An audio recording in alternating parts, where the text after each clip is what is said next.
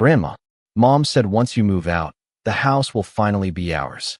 That was the sentence that shattered the quiet Saturday morning I thought would be perfectly ordinary. My name is Margaret Collins, and I'm 68 years old. I've lived in the same small two-story house in Cedar Grove, Illinois for almost 30 years. It's not a mansion, not the kind of place you'd see in glossy magazines, but it's home. My late husband Daniel and I bought it when our son was still in middle school, back when interest rates were high and our savings were low, and every creaky floorboard still carries the echo of the life we built here together. The morning it all began, the sun was shining through the kitchen windows the way it always does around 8 o'clock, warming the oak table where I sat with my second cup of coffee. The smell of pancakes still lingered in the air, and my grandson Ethan was curled up on the living room couch under an old blue blanket I'd kept since he was a toddler. Ethan had come to stay the night, something he used to do all the time when he was younger.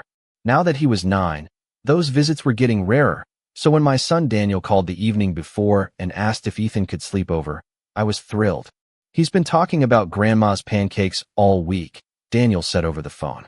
I remember smiling at that, picturing Ethan's freckled face lighting up the way it always did when he walked through my front door. When they arrived, Ethan ran inside before Daniel even finished parking the car. He hugged me so tightly, I nearly dropped the bowl of cookie dough I'd been mixing. Grandma, are you making pancakes tomorrow? He asked immediately, his voice full of hope. Of course I am, I told him.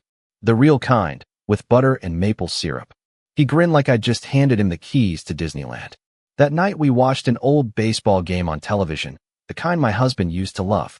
Ethan fell asleep halfway through the 7th inning, stretched across the couch with the blanket pulled up to his chin. I remember turning off the TV and whispering goodnight, thinking how peaceful the house felt with a child sleeping under the same roof again. Sometime during the night, though, something must have woken him. I didn't know that then. All I knew the next morning was that Ethan was still on the couch when I came downstairs, his hair sticking up in every direction like he'd wrestled with the pillow all night. I let him sleep in. That's one of the privileges of being a grandma. No alarms, no school rush. Just slow mornings and warm breakfasts waiting whenever a child finally wakes up. By the time he wandered into the kitchen, the pancakes were stacked high on a plate, and the coffee in my mug had gone lukewarm. Ethan climbed into the chair across from me, rubbing his eyes. For a moment, he just stared at the pancakes. Then he looked up at me with a strange expression, the kind that doesn't belong on a 9-year-old's face. Grandma, he said quietly, why were Mom and Dad talking about your house last night? I felt my hand freeze around the coffee mug. What do you mean, sweetheart? Ethan hesitated, like he wasn't sure if he was supposed to say more. Then he shrugged the way kids do when they're trying to remember something exactly. I woke up in the middle of the night and stayed on the couch. I heard them talking in the kitchen.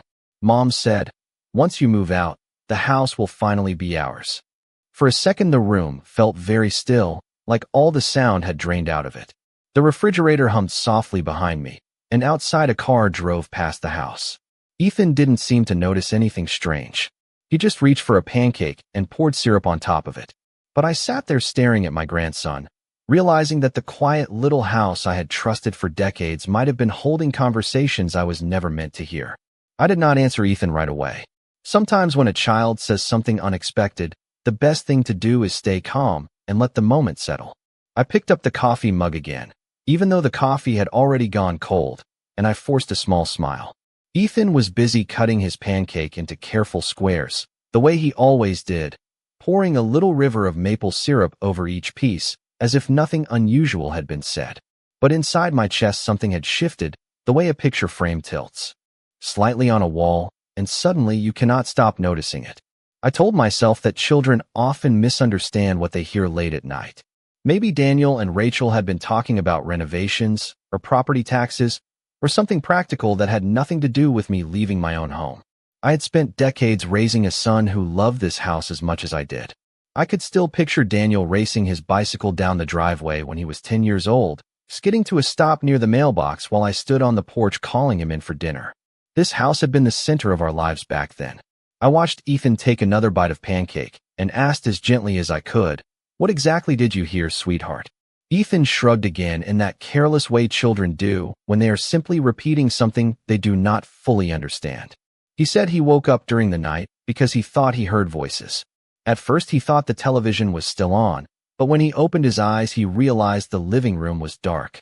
He stayed on the couch because he did not want to wake me, and after a few minutes he heard his parents talking quietly in the kitchen. He told me Rachel sounded serious, the way adults do when they are discussing something important.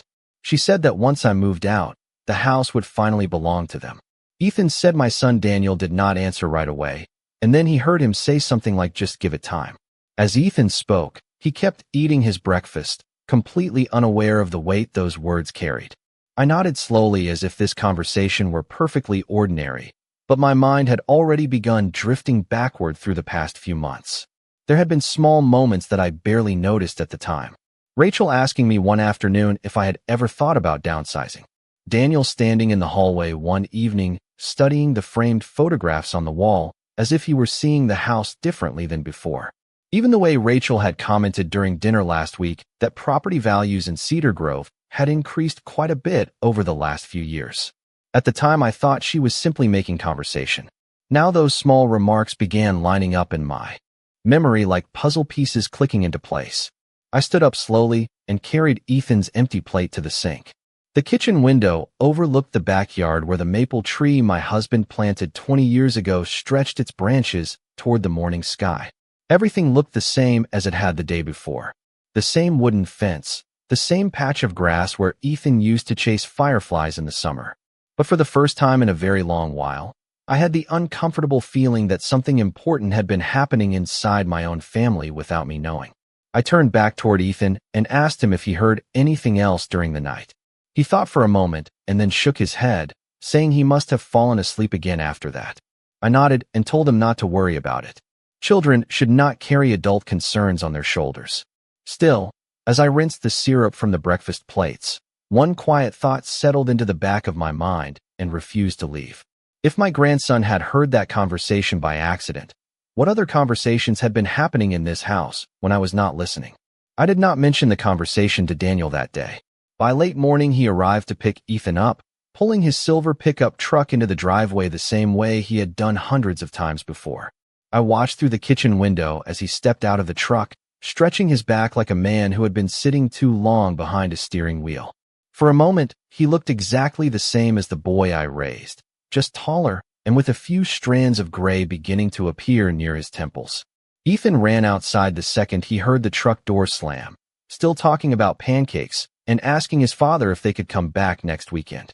Daniel laughed and ruffled the boy's hair before walking toward the porch. When he stepped into the kitchen, he smiled at me the way he always did, giving me a quick hug and saying the house smelled like Sunday mornings again. There was nothing strange in his voice, nothing that hinted at secret plans or quiet discussions after midnight. Still, I found myself studying his face a little longer than usual, wondering whether I would see something different if I looked carefully enough. I asked if he wanted coffee, and he said yes, black, just like his father used to drink it. While I poured the cup, I listened to the sound of Ethan running through the hallway collecting the backpack he had dropped near the couch the night before. The ordinary sounds of the house filled the space between us. Daniel asked how Ethan behaved during the night, and I told him the boy slept like a rock after the baseball game. That part was mostly true. What I did not say was that Ethan had woken up long enough to hear something that had been echoing in my mind ever since. Daniel leaned against the kitchen counter while he sipped the coffee and glanced around the room with a thoughtful expression. His eyes lingered on the cabinets, the ceiling light, the back door that opened toward the yard. It reminded me of the way people look at a house when they are thinking about repairs or renovations. After a moment, he asked if I had ever considered fixing the old deck behind the house. He said the wood looked worn the last time he saw it. I told him the deck was still strong enough for a few more summers, and he nodded slowly as if calculating something in his head. A few seconds later, Rachel appeared in the doorway behind him. I had not even heard her car pull up. She offered a polite smile and said she hoped Ethan had not been too much trouble. Rachel always spoke carefully, the way people do when they are trying to sound thoughtful and respectful at the same time. I told her Ethan was the easiest guest in the world. She stepped into the kitchen and glanced briefly around the room before asking if I had any plans for the afternoon. I said I might water the garden and maybe call an old friend later. Rachel nodded, then made a casual comment about how quiet the house must feel for someone living alone. The remark was light, and almost sympathetic, but it landed differently now that Ethan's words were sitting in the back of my mind. Daniel finished his coffee and set the mug in the sink before calling Ethan to come outside. Within a minute, they were heading toward the driveway together. Rachel followed a few steps behind them, pausing only long enough to thank me again for watching Ethan. I stood in the doorway as their car pulled away down the street. The house returned to its usual silence, the same comfortable silence I had known for years. Yet as I closed the door and walked back into the kitchen, I realized that the quiet felt slightly different now. It was the kind of quiet that makes you listen more carefully to everything that has been said and everything that is not. After Daniel and Rachel left that morning, the house felt unusually quiet. It was the kind of quiet that makes every small sound noticeable, like the ticking clock on the wall or the soft hum of the refrigerator in the corner of the kitchen. I rinsed the coffee mugs and stacked them carefully in the drying rack, moving slowly as if the ordinary routine might help settle the strange feeling that had begun growing in the back of my mind.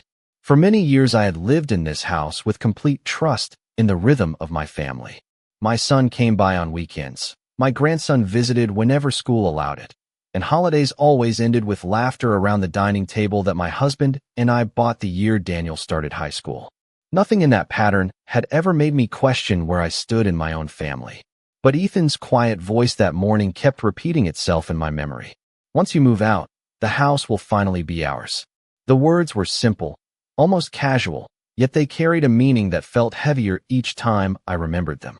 I tried to convince myself that children sometimes misunderstand adult conversations. Perhaps Rachel had been talking about something completely different, and Ethan only caught a fragment of it. Still, as I walked through the house that afternoon, I noticed details that I had ignored before. On the bookshelf in the living room sat a small folder Daniel asked to see 2 weeks earlier when he said he wanted to check the old family insurance documents. At the time, I thought nothing of it. Now I remembered how carefully he had looked through those papers before handing them back. Later, I stepped outside to water the garden behind the house. The maple tree cast a long shadow across the yard, and for a moment I found myself remembering the day my husband planted it.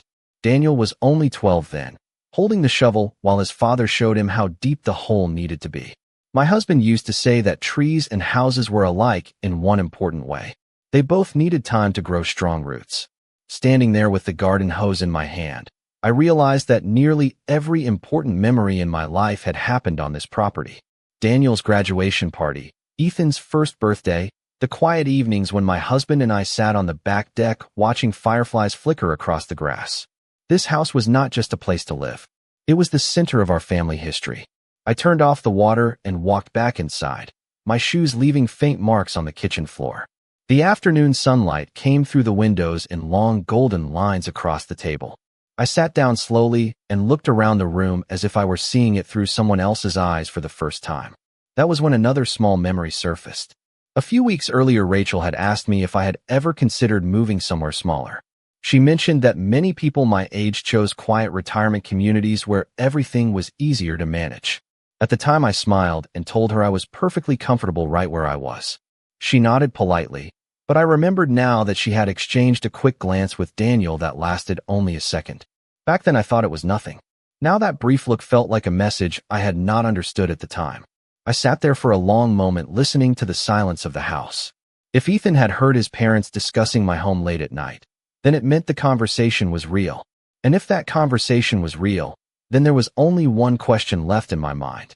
What exactly were Daniel and Rachel planning that they had not told me about? The question stayed with me for the rest of the afternoon, following me from room to room the way a quiet thought sometimes does when it refuses to disappear. I tried to focus on ordinary things. I folded laundry in the small utility room near the back door. I watered the potted flowers sitting on the windowsill. I even turned on the radio for a while just to fill the silence with the sound of someone else's voice. But no matter what I did, my mind kept circling back to the same moment at the breakfast table when Ethan looked up at me and repeated what he had heard during the night. Once you move out, the house will finally be ours. I had spent most of my life believing that family problems usually arrived with loud arguments or obvious signs of trouble. Yet this situation felt different. There had been no confrontation, no harsh words, no sudden conflict. Instead, everything appeared normal on the surface, like a calm lake that hides strong currents underneath. By late afternoon, the sky had turned the pale orange color that often appears just before sunset in our neighborhood. I made myself a simple dinner and carried the plate to the dining table, but I found myself barely tasting the food. Instead, I kept replaying the recent months in my head, examining small moments that once seemed harmless. Daniel had asked about the property taxes earlier in the spring. Rachel had commented on how large the house felt for one person. Even the way Daniel studied the backyard that morning suddenly looked different in my memory, as if he had been measuring something instead of simply enjoying the view. When the dishes were finished, I walked slowly into the living room and sat down on the same couch where Ethan slept the night before. The blanket he used was still folded neatly over the armrest. I placed my hand on the fabric and tried to imagine what the room must have sounded like when the house was dark and quiet. If Ethan woke up and remained here on the couch, then the kitchen lights must have been on while Daniel and Rachel spoke. Perhaps they believed everyone in the house was asleep. Perhaps they spoke freely because they thought no one would hear them. I leaned back against the cushions and listened to the distant sound of a car driving down the street outside. It occurred to me then that if there had been a conversation about my house during the night, there might be other signs that could explain what was really happening. I stood up and walked toward the small desk in the corner of the living room where I usually kept household documents. Inside the top drawer was a simple folder containing old insurance papers, property tax receipts, and the original purchase agreement from when my husband and I bought the house many years ago. I opened the folder carefully and spread the papers across the desk. The documents themselves looked exactly as they always had. Yet as I studied them under the warm light of the desk lamp, I realized something important. If Daniel and Rachel were truly discussing the future of this house, then they must have believed that at some point the decision about this property would no longer belong to me. That thought made the room feel suddenly smaller. I closed the folder and rested my hands on the desk, breathing slowly while the quiet evenings settled around the house. For the first time since Ethan spoke those words at breakfast, I understood that I could not simply ignore what I had heard. If something was being planned behind my back, then the only way to understand it was to begin paying very close attention to everything that happened next. I slept lightly that night, the way people do when a question has settled deep into their thoughts and refuses to leave. The house made its usual sounds after dark, the soft creak of the hallway floorboards cooling after the day's warmth, the distant hum of a car passing along Cedar Grove Avenue, the quiet ticking of the clock in the living room. For years those sounds had always felt comforting to me. They were the familiar rhythm of a house that had sheltered my family for decades. Yet that evening, each small noise seemed to remind me that something important might be happening just beyond my view. The next morning I woke earlier than usual. The sky outside the bedroom window was still pale gray, and the maple tree in the backyard stood perfectly still in the calm air. I made coffee and carried the mug to the kitchen table, sitting in the same chair where Ethan had spoken the day before. The memory of his voice felt strangely clear. Children rarely invent complicated stories. They repeat what they hear. That thought stayed with me while I looked across the quiet kitchen and tried to think carefully about the situation. If Daniel and Rachel had truly discussed the future of this house during the night, then they must believe something about the property that I did not yet understand. I had spent years managing the household finances after my husband passed away, and I knew exactly where every document was stored. Still, I realized there might be details I had not examined closely in a long time. After finishing my coffee, I walked to the hallway closet and opened the small metal lockbox where I kept important paperwork. Inside were neatly organized folders containing insurance policies, tax records, and the legal documents connected to the house. I carried the box to the dining table and began reading through the pages slowly. Most of the papers were exactly as I remembered them. Property tax statements, utility records, and the original mortgage agreement from when my husband and I purchased the home many years ago. Seeing his signature on those documents always made me pause for a moment. He had been careful about everything related to this house, often reminding me that a home was not only a place to live, but also something meant to protect a family's future. As I continued reading, another memory surfaced unexpectedly. A few years before he passed away, my husband insisted on meeting with a local attorney to organize several legal documents related to our property. At the time, he told me it was simply a responsible step to make sure everything was clear for the future. I had trusted his judgment and signed the papers he prepared without thinking much about them afterward. Now, sitting at the dining table with sunlight beginning to fill the room, I realized that those documents might be more important than I remembered. I searched carefully through the folders until I found a thicker envelope labeled with the attorney's name. The paper inside described a legal trust connected to the property, something designed to protect the house and define exactly how ownership would transfer in the future. I read the pages slowly, making sure I understood every line. The language was formal and precise, but one fact became clear almost immediately. The house was placed under a structure that required specific conditions before anyone else could claim control over it. I leaned back in the chair and looked around the quiet dining room again. The thought crossed my mind that Daniel and Rachel might not know the full details of these arrangements. If they believed the house would simply become theirs the moment I decided to leave, then their understanding might be very different from the reality written on these pages. I folded the documents carefully and returned them to the envelope. For the first time since Ethan repeated those words at breakfast, I felt something change inside me.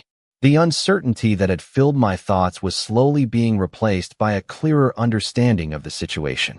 Whatever Daniel and Rachel believed about this house, the truth was already written down long before their late-night conversation ever happened. I did not call Daniel that day, and I did not mention anything to Rachel either. Some truths need time to reveal themselves, and I had learned over the years that silence can sometimes show you more than questions ever will. Instead, I placed the envelope back inside the lockbox and returned it to the hallway closet exactly where it had always been. Then I went about the rest of my day as if nothing had changed. The garden still needed watering. The laundry still needed folding. From the outside, my routine looked exactly the same as it had the week before. Yet something inside me had shifted quietly into place. Now that I understood the documents my husband had arranged years earlier, I realized that whatever Daniel and Rachel believed about this house might be based on assumptions rather than facts. And assumptions can lead people to say things when they think no one is listening. Over the next several days, I paid closer attention than usual whenever my son visited. Daniel stopped by on Wednesday evening after work, something he often did when he had errands in our neighborhood. He walked through the front door with the same familiar greeting he had used since he was young, setting his truck keys on the hallway table and asking if I had eaten dinner yet. We sat together in the living room while the evening news played quietly on the television. Daniel talked about work, about the traffic near his office, and about Ethan's upcoming school baseball game. Nothing in his voice sounded unusual. Still, I noticed the way his eyes occasionally drifted around the room as if he were studying the walls or the ceiling. At one point, he mentioned that several houses on our street had sold recently, and that property values in Cedar Grove were rising faster than expected. The comment sounded casual, but I remembered Rachel saying something similar not long ago. I simply nodded and said the neighborhood had always been a good place to live. Daniel smiled and agreed. A few minutes later, he stepped into the kitchen to refill his glass of water, and I heard him open the back door to glance out toward the yard. When he returned, he mentioned again that the old deck probably needed repairs sooner or later. The conversation remained polite and ordinary, yet I sensed a quiet layer beneath it that had not been there before. 2 days later, Rachel called me in the afternoon. Her voice was friendly as always, asking how I was feeling and whether I needed help with groceries that week. Then, almost casually, she said she had recently read an article about retirement communities that offered comfortable homes with less maintenance for people living alone. She explained that many of them had walking paths, community gardens, and neighbors close by. I listened carefully while she described the idea, thanking her for the suggestion, but explaining that I had grown used to the comfort of my own home. Rachel responded politely and changed the subject to Ethan's school activities. When the call ended, I sat quietly for a moment with the phone resting on the kitchen table. It was becoming clear that the conversation Ethan overheard was not an isolated remark. Daniel's questions about the property and Rachel's gentle suggestions about moving somewhere smaller seemed to be pointing in the same direction. Still, I chose not to confront either of them. Not yet. Instead, I continued listening, observing the small details in their words and actions. Because if there was truly a plan forming around the future of this house, I wanted to understand every part of it before anyone realized that I already knew more than they thought. The following weekend arrived quietly, bringing with it the soft warmth of early summer. Saturday morning sunlight stretched across the kitchen floor, just as it always had, turning the wooden boards a pale golden color. I was standing at the counter preparing coffee when I heard a familiar car pull into the driveway. Daniel's truck engine stopped, and a moment later the front door opened. He stepped inside with the relaxed confidence of someone who had walked through that doorway thousands of times before. Ethan followed, behind him carrying a small backpack, already talking about a school project he needed help with. Rachel came in last, holding a paper bag from a local bakery. She placed it on the kitchen table and said she thought it would be nice for us to have breakfast together. The gesture looked thoughtful on the surface, but something about the timing felt deliberate. I thanked her politely and poured 3 cups of coffee while Ethan opened the bag and began describing the different pastries inside. For a few minutes, the conversation stayed comfortably ordinary. Ethan spoke about his baseball practice. Daniel mentioned a new client at work. Rachel asked whether the tomato plants in my garden were growing well this year. Then, slowly, the tone of the conversation shifted. Rachel glanced toward Daniel before turning back to me with a gentle smile that looked carefully practiced. She said she and Daniel had been thinking a lot about the future lately, especially about making sure everyone in the family was comfortable and secure. Her voice remained calm and friendly, but the words carried the quiet weight of a prepared speech. Daniel leaned forward slightly in his chair, resting his hands on the table. He explained that houses like mine required a great deal of maintenance, and that living alone could become difficult over time. He mentioned again that several retirement communities in nearby towns offered comfortable homes with less responsibility. I listened quietly, stirring my coffee while they spoke. The conversation sounded very similar to the one Rachel described during her phone call earlier in the week. Ethan, unaware of the deeper meaning behind the discussion, continued eating his pastry and occasionally asking questions about his school project. Rachel nodded thoughtfully while Daniel spoke, then added that if I ever decided to move somewhere smaller, selling the house could provide a very strong financial start for the whole family. The sentence was delivered carefully, almost as if she hoped it would sound practical rather than ambitious. I placed the spoon down beside my cup and looked at both of them. Their expressions remained warm and encouraging, yet I could sense that they were watching my reaction closely. For a moment, no one said anything. The quiet filled the kitchen like a held breath. I thought about the documents resting safely inside the envelope in my hallway closet, the pages that described exactly how the ownership of this house would be handled in the future. Daniel and Rachel clearly believed they were guiding the conversation toward a conclusion that would benefit them.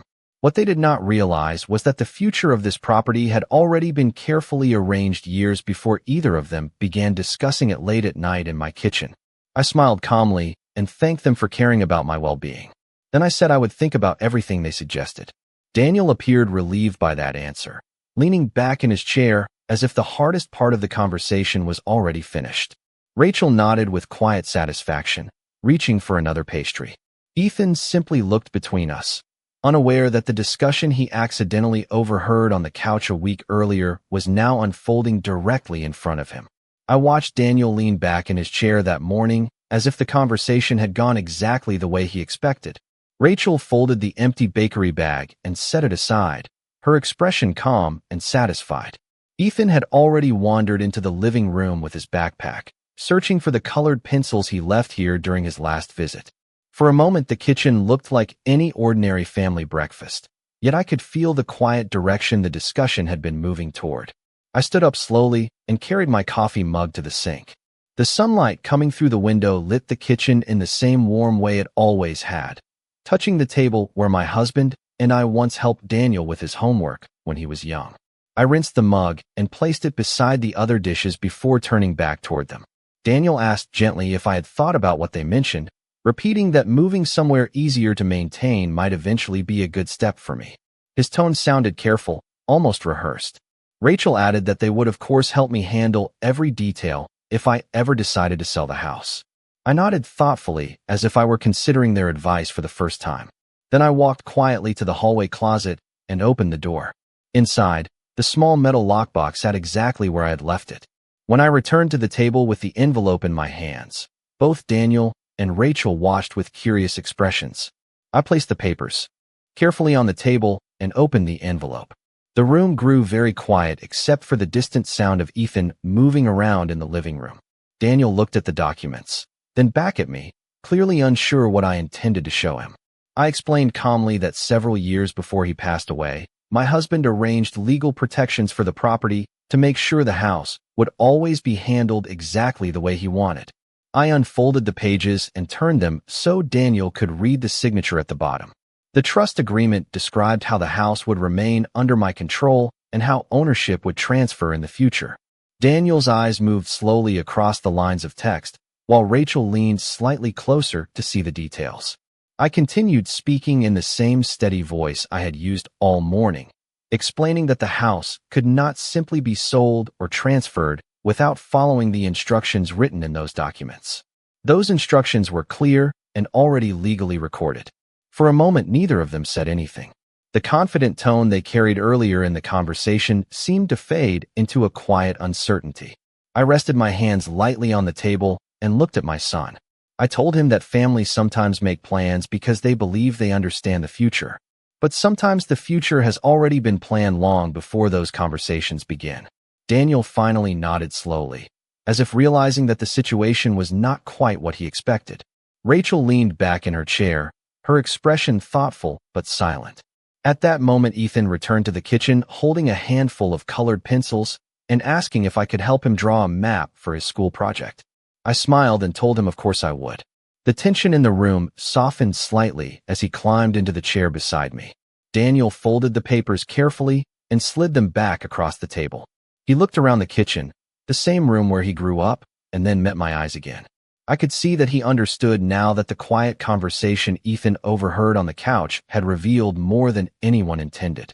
And in that quiet moment, the future of the house felt clearer than it had at any point during the past week.